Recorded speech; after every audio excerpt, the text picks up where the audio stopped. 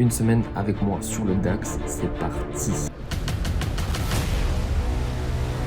En vrai, pour préparer ma semaine, moi, ce que j'aime beaucoup faire, c'est dézoomer, enlever tout ce qui s'est passé la semaine dernière, vraiment repartir de zéro, et se dire, ok, déjà dès demain, en fonction du cours futur et du cours cash, quelle est la différence, sur quel axe on va se pencher, et imaginer le pire et imaginer le meilleur. Tu vois, comme ça, tu as les deux situations, et à partir de là, tu sais sur quelle zone tu vas agir et dans quel sens surtout. Privilégier un sens, ça veut dire que si demain matin on est dans cette zone-là, je ne vais rien faire.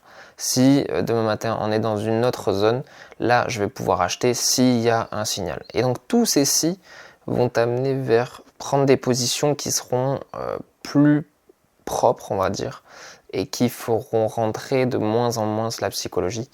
Et en sachant que, on le sait tous, la psychologie pose des problèmes et souvent nous amène à des situations catastrophiques. Donc plus on l'éloigne, cet aspect-là, mieux on se porte. Donc là sur le DAX, moi j'ai identifié un canal baissier en 4 heures. On a rebondi ici sur la MM50 qui est très fortement haussière. Donc potentiellement un nouvel élan haussier qui va s'amener. Potentiellement une sortie ici de la trendline weekly par le haut pour la réintégrer, pourquoi pas short par la suite. Mais si on regarde sur du 4 heures, je vois qu'on est dans un canal baissier, pourquoi pas toucher le haut de ce canal là qui est similaire avec une zone aussi de support résistance en horaire qu'on peut voir ici. On a touché une première fois ici, une deuxième fois ici, une troisième fois là, une quatrième fois ici d'ailleurs la semaine dernière. Donc là je pense que potentiellement on va le casser, déjà qu'on est en futur, on est vers les 630, donc on est sur cette zone là. Potentiellement un excès ici pour casser cette trend là. Alors soit on part directement toucher la bande de Bollinger plate en daily vers les 850. On peut partir en fusée parce qu'il y en a plein qui ont raté le train et ils vont être embêtés, comme moi d'ailleurs, parce que vu que je fais de l'intra, je suis pas positionné à l'achat.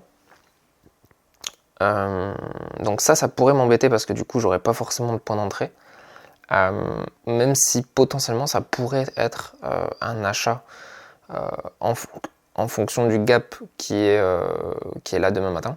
En sachant que le lundi, c'est compliqué d'agir dans les premières heures, parce que le marché souvent est incertain.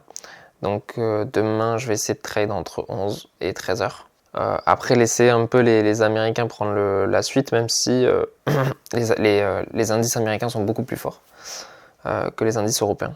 Donc voilà, demain, vendre cette zone me semble pas si dégueulasse que ça, même si en réalité, je pense que je vais pas le faire. Je vais pas le faire, je pense.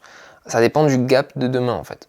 Si demain on est toujours autour des 630, etc., pourquoi pas le vendre? Parce que ça veut dire que en futur, on n'a pas accéléré à la hausse, on s'est pas mis dans des situations inconfortables. Mais c'est vrai que si ça descend vers les 600, etc., en fait demain j'ai deux solutions. Soit à l'open cash, on a un gap qui est pas trop conséquent, on va le combler potentiellement rapidement, et là je vais pouvoir rentrer à l'achat. Parce que moi j'ai envie de rentrer dans le sens de la tendance initiale qui est plutôt haussière. Ok.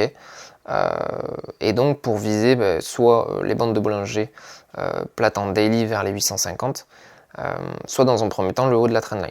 Okay, ça pourrait nous faire un bon petit TP en journalier. Malheureusement, si j'ai un gap trop important, ça veut dire une ouverture demain du marché européen au-dessus de ces trends-là, au-dessus de ce support des 630, donc peut-être une ouverture vers les 650, 660, 680, je vais avoir du mal à acheter, mais en même temps, j'ai pas envie de vendre. Donc là, dans cette situation, je pense que je vais laisser le marché réagir.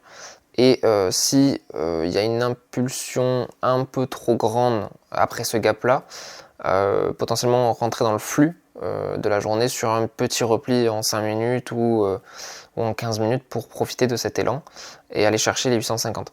Mais je pense pas vouloir m'opposer au flux et vendre dès demain, dès un lundi de début de semaine. Donc on va suivre ça de très près. Sans doute que la vidéo va être un peu longue, mais bon, au moins c'est une semaine dans ma vie et surtout dans ma semaine de trading qui va sans doute s'arrêter vers mercredi si ma semaine est déjà faite, puisque jeudi et vendredi je serai moins dispo et donc potentiellement ça va être un peu plus risqué de prendre des trades. Bon, on va chez le coiffeur, on a bien besoin. La petite vente qui s'est bien passée ce matin, on a pris 40 pions mais c'était en léger vu qu'on favorise les achats et du coup là on vient de rentrer sur un autre setup achat et donc ça devrait être pas mal. Bon allez, on se capte à tout.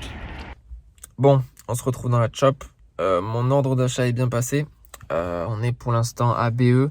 Je viens de mettre un renfort, donc le renfort, le SL il sera sur les ordres d'achat que j'ai passés juste avant d'aller chez le coiffeur, donc on va suivre ça de près et si ça se passe bien, logiquement vu ce que je vise comme TP etc, ça pourrait être le seul trade de la semaine si ça se passe bien, donc je pense qu'on va se pencher là-dessus. Moins on fait de trade, mieux on se porte, donc on va essayer de rentrer dans cette logique là. Et puis je vous tiens au courant, là je vais essayer de rentrer, je vais aller à la salle etc, on va voir ce qu'on fait. Et puis de toute façon on va faire un bilan je pense ce soir pour vraiment voir où ça en est. Et puis je vous dis à tout à l'heure. Ouais, petit micro. Je pense qu'on n'est pas trop mal. On est le lundi 22 janvier, 21h et quelques. Bientôt la fin des marchés US. Je vais juste vous lancer l'enregistrement sur l'ordinateur. Donc voilà, on est bientôt à la fin de la fermeture des marchés, en tout cas américains. On a le DAX qui se porte bien. On avait comme projet, qu'on a expliqué hier, donc un plan assez détaillé, avec un canal baissier H4 que je vais vous montrer ici et voir ce qu'il en est à l'heure actuelle. Donc on a bien rebondi ici sur ce canal haussier à la vente entre guillemets, une grosse bougie baissière à l'open qui nous a un peu embêté toute la journée, mais on avait prévu alors à l'open j'ai quand même tenté une vente, comme je vous l'ai dit tout à l'heure, j'ai pris 40 pions, bon c'était pas terrible, de toute façon c'était en lot réduit, donc j'ai pas fait tant que ça. Ce qui m'a un peu embêté, c'est qu'après j'ai pris des achats et j'ai un peu galéré parce qu'à chaque fois je mettais SLBE, au final des fois je sortais. J'ai eu du mal à trouver le bon point d'entrée. Mais en fait mon point d'entrée que j'ai vraiment essayé de prendre et je me suis fixé là-dessus, c'est qu'en fait dans ce canal baissier en H4, j'espère que vous allez y voir clair, hein, c'est qu'ici en fait sur les 610, il y avait beaucoup de points d'appui que j'aimais beaucoup. Avec une flèche, ça serait bien. Ouais. Donc là, ici, tu as une flèche, tu as un point, tu en as un autre ici, tu en as un autre là. Bon, c'est très mal dessiné, mais dans l'idée, c'est que vraiment, ces 3 points qui faisaient forme de support un peu, et c'est surtout aussi les derniers plus hauts de la semaine dernière, ici, qu'on est venu chercher en fait. Et donc là, je cherchais un point d'achat, qui était aussi la MA7 horaire fortement haussière. Donc tout ça était vraiment intéressant pour se positionner.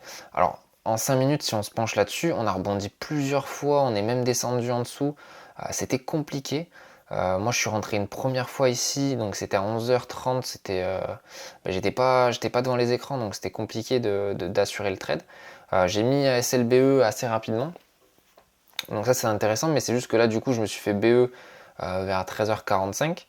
Après c'était dur de reprendre des achats, on a eu un break 5 minutes, je suis rentré, je suis ressorti, donc c'était compliqué. On n'a pas lâché l'affaire parce que le plan c'était vraiment de répondre présent à l'achat sur ces zones. Moi ce que j'aime beaucoup c'est dès lors qu'on a un petit socle de support ici, souvent on va venir le casser par le bas et dès lors qu'on réintègre avec une bougie vraiment puissante, là on peut voir que vraiment dès lors qu'il y a eu la clôture baissière en 5 minutes, on a eu une réintégration très rapide. Et donc là, je me suis positionné sur les 620, il me semble, donc c'est à peu près ici, avec un SL en dessous des derniers plus bas.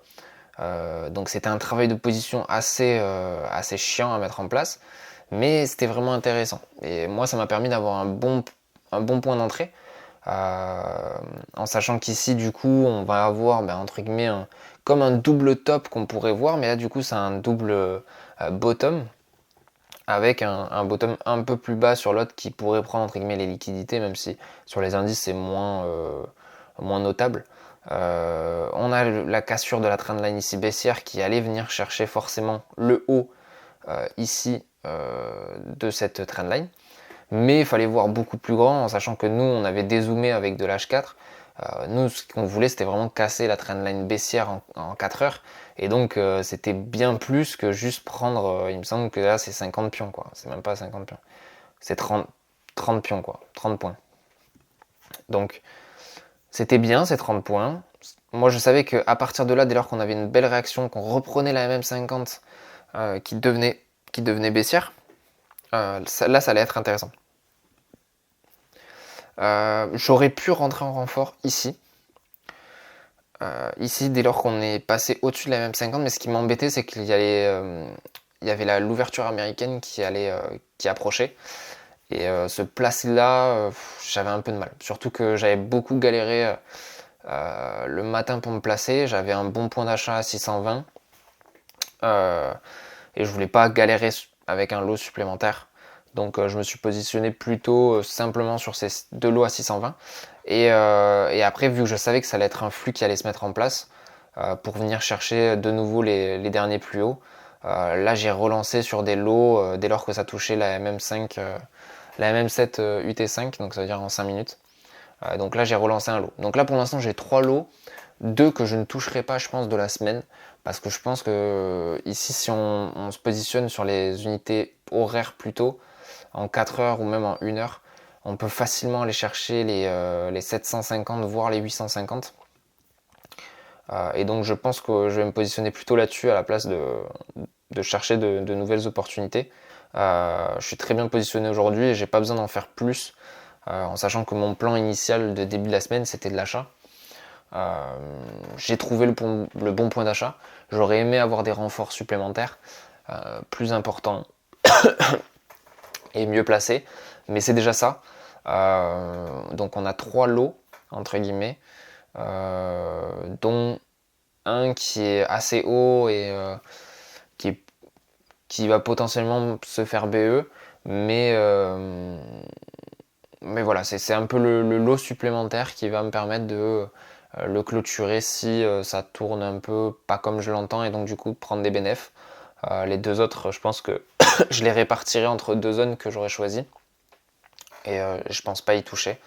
Je vais les établir ce soir les zones parce que ici sur le cash on en est là, mais ici sur le futur, vous voyez même en horaire ici on reprend la MA7 encore, on rebreak à la hausse.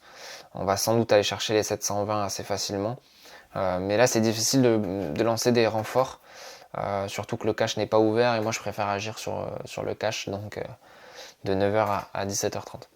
Bon, voilà pour le point aujourd'hui. Je ne pense pas refaire de trade demain, mais à voir.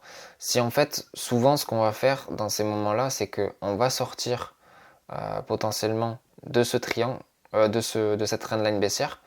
On va venir chercher, vous voyez là il y a une zone assez importante ici là, avec beaucoup de derniers plus hauts vers les 740. Sans doute qu'on va aller tâter cette zone et on va corriger. Après il faut voir comment on corrige, si on corrige vraiment violemment et on revient sur les 620 et là malheureusement je me ferai BE, ou si on corrige simplement sur cette trendline là par exemple pour repartir par la suite quoi. On pourrait très bien faire ça. Ça va être éprouvant psychologiquement, mais je pense qu'il faut être prêt. Et je pense que le plus important, c'est de ne pas trop trade. Je pense que là, on s'est positionné. On s'est déjà pas mal. On a pas mal travaillé, on s'est pas mal usé déjà ce matin pour se positionner comme cela. C'est pas pour prendre 100 pions quoi. Donc on va essayer d'en prendre 200, voire 400, parce que là, du coup, j'ai 2 lots. Et ça nous ferait clairement la semaine. Donc je vais me pencher plutôt là-dessus. On va voir demain comment ça réagit déjà. Si on garde ce gap qu'on a eu aujourd'hui, qu'on en fait un de nouveau ou qu'on a une tendance haussière qui continue dans ce sens-là. Et puis on s'adaptera. Mais déjà, il y en a 2 que je souhaite conserver, que je ne bougerai pas. Il y en a un que peut-être que je clôturerai pour prendre des bénéfices. Et d'autres peut-être que j'ouvrirai, mais toujours dans le sens d'achat je pense. Comme ça me limitera dans le trade et voilà. Mais à voir comment comment le marché réagit et il faudra s'adapter en fonction. Bon, en tout cas, j'espère que ça vous plaît ce petit suivi. On va essayer de faire un format assez sympa. Normalement, ça va être un peu long, malheureusement, mais c'est le format qu'il veut. Mais voilà, au moins vous voyez une semaine avec moi comment ça se passe sur le DAX et comment gérer un peu mes positions. Je vous dis à demain. Ciao, ciao. Bon, gros open baissier ce matin, donc on s'est fait sortir sur le renfort d'hier vers les 54 je crois. Mais quelques heures après, 2 heures après je crois, j'ai repris en fait une position en intra en fait tout simplement. Et donc on verra au final sur la fin de la journée où est-ce qu'on en est. Mais c'est un gros travail de position qui nous demande beaucoup d'énergie, mais bon, j'espère qu'on sera récompensé. On est mercredi 24 janvier et après de nombreuses désillusions hier sur des positions où on se fait à chaque fois BE, au final, dans la nuit, sur une nouvelle position prise hier, sur un beau signal horaire, que je vous montrerai d'ailleurs ce soir, je pense, sur la graphique. J'ai eu aussi un autre renfort, mais en fait, dites-vous que entre lundi et mardi, j'ai dû me faire BE 5 à 10 fois. Et ce travail de position, il est vraiment épuisant, que ce soit psychologiquement ou même physiquement, parce qu'à chaque fois on reprend, on doit être tout le temps devant les graphiques, etc. Mais là, ça paye. Ça paye parce que là, enfin, ça casse l'oblique. Et ça va sans doute aller chercher les 800, 830. Donc on espère. On va suivre ça de près. Et puis, je vous dis à ce soir pour un bon petit débrief. Quelle journée, même quelle semaine. On est mercredi 24 janvier. Il est actuellement 19h30. Les marchés européens sont fermés. Et mon plan de la semaine, c'est réalisé. C'est réalisé. Alors, quand tout va bien, c'est super. On a fait une performance de fou. En fait, c'était une sorte d'intra-swing. Ça veut dire que je cherchais des positions en intraday pour un objectif sur plusieurs jours dans la semaine, quitte à laisser le trade overnight, ça veut dire la nuit, pour que le lendemain il se réalise, en espérant bien sûr. Mais quel travail de position. J'ai dû, pendant lundi et mardi, je vous mettrai à l'écran vraiment le nombre de break-even, ça veut dire le nombre de positions que je me suis fait clôturer à mon prix d'entrée. Ça veut dire que je rentrais, ça partait dans mon sens, parce que, entre guillemets, j'avais une probabilité plus élevée, avec des bons points d'entrée, un accompagnement de flux, parce que le flux était plutôt haussier depuis quelques jours. Et donc, quand on s'aligne dans ce flux-là, forcément, notre probabilité de réussite est beaucoup plus élevée. Et donc en intraday, j'arrivais à avoir des positions extraordinaires. Je rentrais, je faisais limite, j'aurais pu déjà clôturer mon trade et faire à chaque fois des plus-values intéressantes. Et d'ailleurs, je pense que si j'avais eu cette physionomie, entre guillemets, cette volonté de clôturer mes trades en intraday comme je fais auparavant, j'aurais eu peut-être une réussite équivalente, même si je n'étais pas allé au bout de l'objectif, qui était du coup d'atteindre, de sortir de cet oblique-là et d'atteindre les derniers plus hauts. Mais bon, c'est pas plus mal, ça s'est réalisé dans tous les cas. Notre objectif était du coup cette target-là, et donc c'était plutôt des intra-swing, c'est-à-dire de se positionner en intra, donc trouver les meilleurs points d'entrée dans le sens du flux, pour ensuite laisser courir la position et jusqu'à qu'elle atteigne l'objectif. Donc comme je vous l'ai dit, on s'est fait break-even plusieurs fois. Psychologiquement c'est très dur, parce que quand j'avais une plus-value latente je sais pas moi, 130 pions, voire même à un moment donné j'ai eu 200 pions sur 2 positions en même temps de gain latent, en sachant que moi j'en visais 400 chacun, non 200 chacun, donc 400 points. Franchement j'avais envie de clôturer, j'avais envie de me dire allez, je prends des bénéfices, c'est bien et tout. Mais malheureusement mon plan ne me permettait pas, ou en tout cas je pouvais que prendre des bénéfices sur mes renforts. Et mes renforts, j'ai pu prendre des bénéfices sur ces renforts-là, mais que sur les positions que j'ai clôturées ce matin, ce qui m'a donné, c'était combien, presque une centaine de pions sur les 2 renforts, donc 200 pions. 200 pions, donc c'est déjà très bien. C'est déjà très bien et on s'en satisfait. C'est un plan qui s'est très bien déroulé. Je dirais pas qu'on a eu de la chance, parce que le plan était très bien préparé. Et en fait, on a eu de la chance, je pense, sur l'exécution, dans le sens où c'est allé très vite. On a souffert un jour ou 2 jours, dans le sens où on a souffert lundi et mardi sur des positions intraday ou qui se font break-even ou des petites pertes, ce qui nous fait finir la semaine à plus 4%, 4,3%, au lieu de 6% sur l'intégralité des plus-values que j'ai pris aujourd'hui. Donc voilà, ça aurait pu aussi passer de l'autre côté. Donc c'est quelque chose que moi par exemple je vais quand même revoir sur ce plan-là.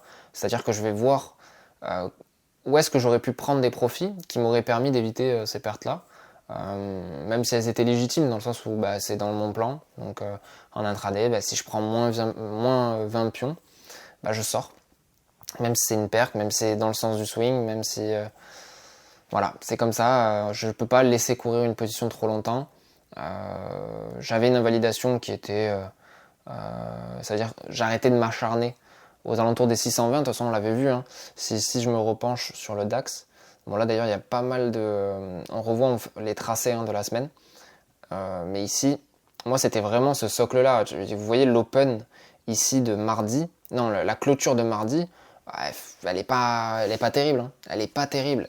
Et c'est pour ça qu'hier soir, le bilan, j'ai eu du mal à le faire. Et au final, je sais même pas si je vais vous mettre des extraits parce que il était pas très pertinent. En fait, on a bien réagi sur le futur, mais c'est vrai que la clôture cash, elle est vraiment pas terrible. Elle est sur le support que moi je m'étais fixé en invalidation. Ça veut dire que si on clôturait en dessous des 610, j'arrêtais de m'acharner ici. Parce que là, tout lundi, là on est lundi 11h, etc. Je charbonnais à la vente, à l'achat, pardon. Et j'essayais vraiment de trouver les meilleurs points d'entrée. Là, on a eu un break horaire, je suis rentré, c'était trop bien. On arrivait sur les 700, etc. Et là, regardez cet open à 9h. En fait, on a fait une fake sortie de l'oblique 4h, ici vous l'avez ici, pour au final la réintégrer. On essaye de ressortir. Ici, il me semble que j'étais re-rentré sur les 650 avec des renforts, etc. Pour au final me refaire BE, essayer de re-rentrer ici, de prendre une perte. Et au final, je suis re-rentré ici sur un autre break H1 pour au final arriver ce matin et avoir un open avec un gap très très très important, presque 200 points, 150 pions. Donc avec un gap comme ça, et moi mes premiers TP, donc j'en avais un à 730, donc ça c'était mes renforts ici que j'ai clôturé. Et ensuite forcément mon premier TP était ici sur les 830. Je suis pas allé jusqu'à 850, même si les 850 c'était quelque chose que je visais. Mais les 830 étaient vraiment un bon point. Il me semble que c'était aussi des zones importantes en minutes. Et ouais, c'est ça. 830 c'était quand même des zones, même c'était par exemple le canal ici. C'était des zones importantes. Je pouvais pas me permettre après beaucoup de BE, me laisser emporter et ne pas prendre de profit. Alors, moi je suis très content, surtout que là je viens de reprendre une vente sur le SP. Alors pourquoi j'ai pris une vente sur le SP? Je pense que ce graphique, vous devez trouver la solution tout seul en fait. Pourquoi j'ai pris la vente sur cet indice-là? Alors déjà il est en flux haussier.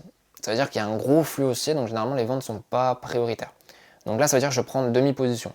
Donc j'ai pris une demi-position avec un risque où je prends, il me semble que là c'était 0,20%.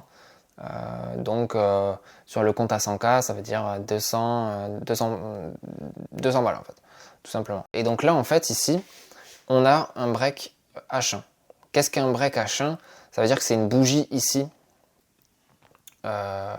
sur le SP qui casse la dernière bougie haussière. Alors même si on a un gap aussi, on peut très vite le combler aussi. Comme on peut ne pas le combler, hein, bien sûr. Mais en l'occurrence, ici, on a eu une bougie baissière qui a cassé la bougie haussière précédente. Ça s'appelle un break. Et donc, pour moi, c'est quand même un signe de faiblesse. Et donc, je vais essayer de rentrer là-dessus. En sachant qu'ici, on a une bougie 15 qui a vraiment cassé. C'est limite même un avalement ou une englobante pour certains, qui est vraiment très intéressante. Et donc, moi, à partir de là, j'ai un signal parce que j'ai une invalidation. C'est les derniers plus hauts. Les derniers plus hauts, ça invalidera mon plan. Ça veut dire que le flux haussier est trop en place. Donc, je ne vais pas m'y opposer. Et ici, du coup, on a la bougie haussière hop, en 5 minutes, on avait la MM50 qui tenait le prix, donc je suis pas rentré ici directement sur le break 15 minutes, mais du coup j'ai attendu les 50%. J'ai tracé les 50% de la bougie 15 qu'on a vu précédemment, donc c'est à dire que si on passe les 50%, forcément c'est à dire que le flux haussier est plus important, mon invalidation est au-dessus de cette clôture là, et voilà, je suis tranquille. Alors qu'au final, ici je suis rentré sur les 50%, je suis pas rentré à 97, il me semble que je suis rentré à 96,50. Mais vous voyez, je suis déjà à BE. Avant de tourner la vidéo, je me suis déjà mis à BE parce que bon, déjà j'ai pas envie de risquer les gains que j'ai fait de la semaine. Mais c'est surtout que ici, comme vous pouvez le voir, j'ai déjà pris presque 10 pions quoi. Donc il faut voir plutôt les gains et les pertes en pourcentage et non en points, parce que là les points du coup ça veut rien dire parce que le SP c'est pas du tout les mêmes cotations que le DAX. Donc là déjà je suis à BE. Je pense que je vais laisser courir le trade parce que bon déjà on a 2 breaks 15 qui sont assez importants. Le plus important ça va être de combler le gap et pourquoi pas faire une intégration. Ce qui me semble vraiment intéressant, et vu que j'ai déjà fait ma semaine, je peux me permettre de laisser courir cette position et de pas m'embêter là-dessus. Moi en 4 heures je vois un canal haussier qui est assez intéressant parce que là du coup on s'en extrait vers le haut, et ce canal haussier si on le réintègre on peut vraiment aller plus bas. Et donc là j'ai un point d'entrée mais incroyable. Alors de base c'est une position intraday, mais je sais pas, à voir en fonction des réactions. Soit je le clôture dès ce soir sur le comblement du gap, ou si par exemple si j'ai des signaux haussiers qui sont pas intéressants pour moi et qui m'amènent à me dire que ça va repartir un peu à la hausse, etc. Donc là je couperai, je prendrai les bénéfices que j'ai à prendre. Soit si je vois que ça s'emballe un peu à la baisse dans la soirée, je laisserai courir la position et puis j'en profiterai pour faire le plus de points possible. Peut-être que je couperai aussi partiellement ma position, c'est-à-dire que je peux couper 50% pour me rémunérer et je laisse courir les 50% vu que j'ai une entrée qui est vraiment intéressante. En sachant que maintenant ma psychologie n'est plus trop à l'achat mais plutôt à la vente, on est quand même très haut sur les indices. Les taux à 10 ans sont aussi très hauts, donc c'est pas normal, il y en a un des deux qui n'est pas dans la bonne lignée. J'ai ma petite hypothèse là-dessus. Voilà, donc après on va attendre jeudi, vendredi, il y a beaucoup d'annonces aussi économiques, et ces annonces économiques forcément elles vont impacter de manière assez violente, ça va augmenter la volatilité. Moi maintenant ma semaine est finie, on est mercredi et ma semaine est finie, et je pense que c'est l'un des meilleurs conseils que je peux vous transmettre, c'est que ça sert à rien de trader tous les jours. Moi j'essaie de trader tous les jours, mais trader tous les jours c'est intéressant pour comprendre et apprendre. Après pour faire des bénéfices et en tirer des profits, moins trader c'est mieux trader, et moi personnellement ma semaine à plus 4%, voire même peut-être plus avec ce trade, c'est très bien et ça me suffit. J'ai pas besoin de plus, et ça sert à rien d'ailleurs d'aller plus loin parce que je vais me fatiguer, que ce soit psychologiquement. On arrive quand même en milieu de semaine, j'ai quand même fourni des efforts depuis dimanche soir où je vous ai proposé ce plan là. Je dis je vous ai proposé, mais j'ai eu un problème avec la newsletter donc j'ai pas pu l'envoyer. Mais d'ailleurs n'hésitez pas à rejoindre la newsletter que je mettrai en description, c'est une nouvelle newsletter. Et là je vais partager un peu tous les plans, mes préparations, ma vision, comme j'ai préparé et présenté la vision du BTC. On était sur les, je sais plus, 48 000 presque. Et là actuellement on est sur les 40 000. Donc c'est ma vision, c'est des plans, c'est pas des conseils en investissement, mais c'est un peu ce que je vais faire et ma préparation. Et je pense que si on doit retenir certaines choses de cette semaine, c'est que la préparation, tu gagnes un pourcentage de réussite qui est vraiment mais tellement important. Ça veut dire qu'en fait ta préparation, si tu n'as pas de préparation, tu ne sais pas où tu vas.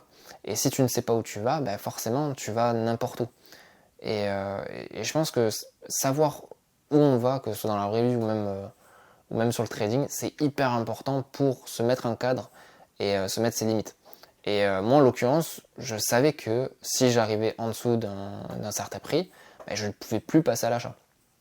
Si je continuais par exemple dans le flux, il y avait des réponses sur certaines zones, je pouvais renforcer avec par exemple un SLBE qui est fixe. C'était, moi imaginons, j'aurais pu me dire oh non mais on est dans la bonne zone, j'ai un bon prix, je vais le garder, c'est pas grave si ça descend un peu plus bas. Non, La discipline, c'était vraiment de, ok, je suis à 10 ou 20 points de gain, je mets à BE. Ça veut dire que si ça revient sur mon prix d'entrée, c'est pas grave. Je sortirai et j'essaierai de trouver un autre point d'entrée qui sera encore mieux ou qui sera plus adapté dans une autre journée, une autre heure, etc. Sur un autre signal. Donc voilà, je pense qu'il y a beaucoup de leçons à apprendre de cette semaine. Je pense que et c'est même pas je pense, c'est sûr, dès lors que je fais une semaine qui est préparée, avec un plan, avec un esprit qui est clair, parce que forcément en début de semaine, on est plus lucide, on s'est bien reposé le week-end, les marchés sont fermés, bon ça dépend pour les cryptos, mais généralement j'essaie de me libérer un peu le week-end. Et là, on a un esprit plus clair et on peut agir en connaissance de cause et vraiment en tradant ce que je vois et pas ce que je pense. Là, moi, personnellement, je pense que ça va corriger, je pense que nanani, mais en réalité, est-ce que j'ai fait une analyse là plus poussée de ce qui va arriver dans les prochains jours? Non. Est-ce que j'en ai envie? Pas forcément, parce que j'ai déjà fait mon taf de la semaine. Il y a beaucoup d'annonces économiques demain et après-demain, et j'ai pas forcément envie d'intervenir dans ces moments-là. Voilà, c'est un choix, mais au moins c'est assumé, et là je vais limite me forcer. Je sais demain et après-demain à ne pas trader. Et je sais que ça va être dur, mais le fait d'avoir eu un bénéfice qui est assez important, ça va me faciliter la tâche, et je pense que c'est une habitude à prendre dans les prochaines semaines, de vraiment se focaliser sur ok, le début de la semaine, je trade à fond, j'ai un plan, je le respecte, et puis s'il marche pas, tant pis, je passerai à la semaine prochaine. S'il marche, tant mieux, mais par contre je m'arrête et je force pas le trait, on va dire, en fin de semaine. Donc voilà, je pense que c'est quelques leçons quand même qui sont assez importantes. Et puis je vous ferai quand même un débrief demain, même si je ne vais pas trader, pour voir si j'ai d'autres conseils ou d'autres choses à transmettre. Je pense que ces semaines-là, même si c'est une première semaine que je montre, elle s'est bien passée. Mais je pense que ça serait intéressant aussi de montrer des semaines où ça se passe un peu moins bien, mais toujours dans le cadre où j'ai une préparation, et ok, ça s'est pas bien passé, je l'explique, qu'est-ce qu'il y en a, et en fait, moi-même, je vais m'améliorer. De deux, je pourrais vous transmettre plus facilement des informations sur ce type de format. Vous comprendrez un peu ma vision, mon schéma, et ça, c'est intéressant. Mais c'est vrai que dans ces situations-là, c'est vraiment pas facile de transmettre quand on est soi-même dans une situation difficile. Si le plan ne s'était pas déroulé comme je l'aurais voulu, je pense que ça aurait été plus difficile d'en parler à l'heure d'aujourd'hui. Même si je l'ai déjà fait dans certaines vidéos, hein, c'était quand même a posteriori et moins à chaud. Parce que je pense qu'à chaud, c'est compliqué de parler d'un trade qui s'est mal passé, où surtout on a fait beaucoup d'efforts et on n'a pas de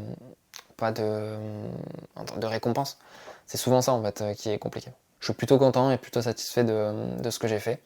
Je pense qu'il y a pas mal d'enseignements qui sont à retenir dans cette vidéo. Je vous invite quand même à vous abonner et à me dire si ce format vous convient. Et puis, moi je vous dis à bientôt. Peut-être que demain je vous ferai un petit débrief quand même pour vous dire où ça en est, même de cette vente SP. S'il y a une chose à retenir de cette vidéo, je pense que c'est suivre le flux. Suivre le flux. Genre vraiment, on dépense moins d'énergie à suivre quelque chose qui marche qu'à vouloir s'y opposer. Bon, je viens de vendre mon trade sur le SP. On a fait une très très belle perf. Je crois que c'est plus 1%. Ratio de 4. Donc très intéressant.